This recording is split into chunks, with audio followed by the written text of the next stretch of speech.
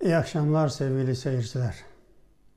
Bugün 9 Temmuz 2020. 70 yıl gülmeyi unutan aziz Doğu Türkistanlıların bugün çıraylarında tebessüm, kalıplarında hayacan düşüyor. Bugün Doğu Türkistanlılara Amerika'dan, Washington'dan, bütün dünyadaki Doğu Türkistanlılara bir müjde dağıldı. O müjde Doğu Türkistan'ı işgal altında tutan Çin Komünist Parti Özerk Bölge Genel Sekreteri Çin Chang-o, Özerk Bölge eski Genel Sekreter Yardımcısı Zhou Hailun, Bölgesel Kamu Güvenlik Bakanı, Çince'de Gong Anteng diyor, Yerel Kamu Güvenlik Bakanı ve ÇKP Genel Sekreteri Wang Mingshan. Wang Mingshan şimdi başsavcı olarak tayin edilmiş durumda.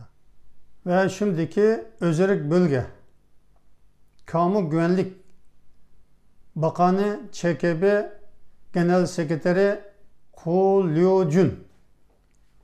Bu 4 kişilik katiller grupsuna Amerika Hazine Bakanı tarafından bugün onların Amerika'da olan tüm mal varlıklarına el koyma, onların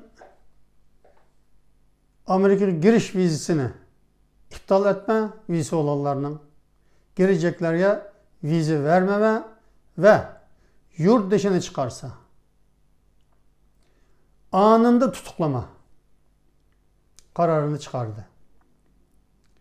Bu Doğu Türkistanlılar, bilhassa Uygurlar çok zamandır gün sayarak, saat sayarak beklediği günlerdi.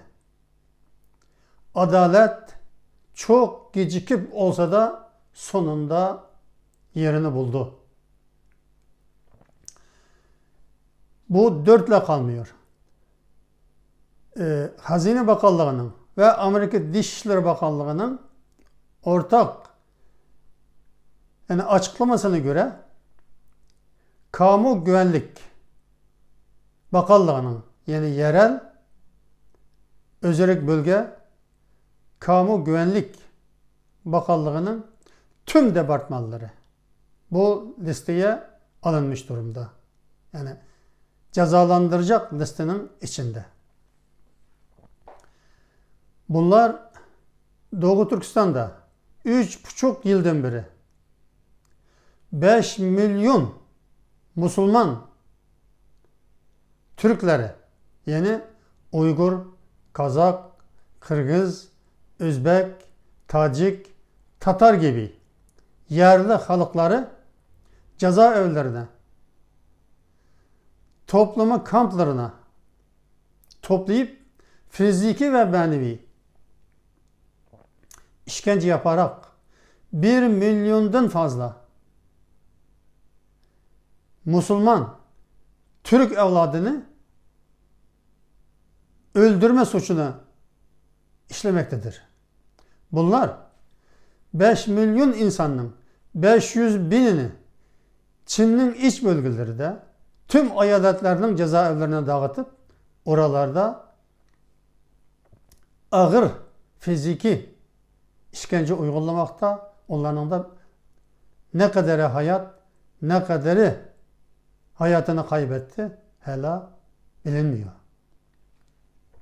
Şu andaki kamplarda, Doğu Türkistan içindeki kamplarda mecburi emekle, ücret vermeden çalıştırarak onların ürettiği mallarını gene Amerika, Avrupa'ya satıp Biz oradaki Uygurların yoksulluğunu gidermek için, refahını yükseltmek için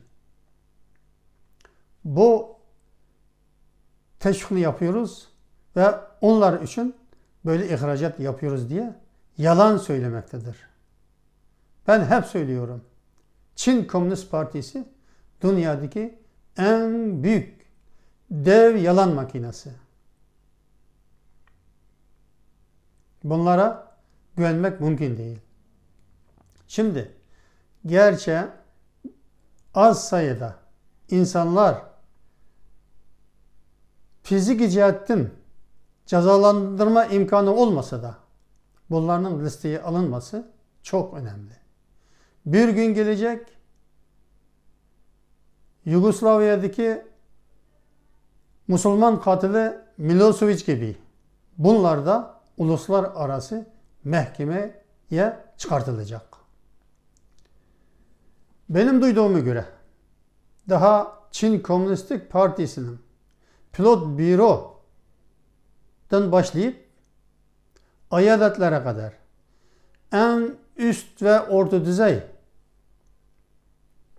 yöneticileri içinde 10.000'den fazla Çin yöneticisinin ismi listelere alınmakta diye haberdar oldum. Bunlar da inşallah çok yakında Amerika Birleşik Devletleri yönetimi tarafından açıklanacak. Onun arkası da gelecek. Ekonomik yaptırım Hong Kong'un özgürlüklerini gasp eden tüm yöneticilere de aynı ceza yürürlüğe girecek. Bizim Uygur insan hakları ve siyaseti yasa tasarısının ilk meyvesini böylelikle görmüş olduk. 70 seneden beri Uygurlar hiçbir zaman hiçbir ülkenin devlet seviyesinde Uygurlara sahip çıkıp Çin'e böyle bir ceza uyguladığını görmedik. Gerçi aziz Türkiye'miz, aziz Anadolu insanı, Türk devleti bize tarihten beri her zaman Türkiye'ye gelenlere sahip çıkıp kucağını açıp bağrına basarak bizi her zaman yetim bırakmadı. Ancak devlet seviyesi de Amerika'nın böyle bir yaptırımdan uygulaması elbette Türkiye devleti için de bir ilham kaynağı olacak diye düşünüyoruz. Sadece Türkiye değil, Avrupa'daki birçok ülkeye uygar demokrasiye sahip olan birçok ülkeler için, hatta bizi satıp harcayan bazı Müslüman ülkeler için de bir uyarı olacak. Gerçi Hristiyan ülkeler, Batı ülkeleri biz Uygurlara bugün sahip çıkıyor ve Çin'e karşı yaptırım uygulamaya hazırlanıyor. Elbette aziz Türkiye'miz başçılığındaki Müslüman Türk devletleri de elbette bize devlet seviyesi de Amerika'nın yaptığını Çin katil hakimiyetine, soykırımcılara bu cezanı uygulayacak.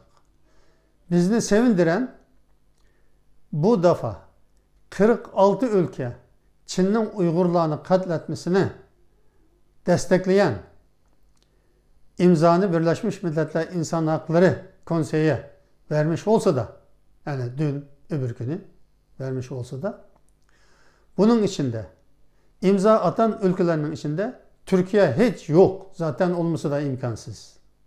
Ve daha önceleri böyle Çin'de destekleyip imza atan Orta Asya Türk Cumhuriyetleri de bu defa bu listeye imzasını atmadı.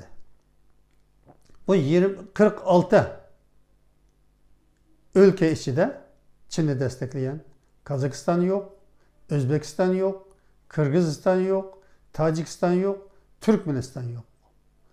Bu da bir uyanıştır. Bu da Çin için bir mesajdır. Bunun arkasından başka Müslüman devletlerden geleceğine inanıyoruz. Dünya uyanıyor. Türk dünyası uyanıyor. Elbette Müslüman dünyası da uyanacağına inanıyoruz. Bugün sevinç günümüz. Doğu Türkistanlılar gülüyor, coşuyor. Bir gün olsa da, bir anlık olsa da bu sevinçimize ortaklaşın diye anında video önüne geçtim ve sizlere bu haberi aktarmaya çalıştım. Şimdilik hoşça kalın. Yarın başka bir konuda görüşmek üzere. Allah'a emanet olun diyorum.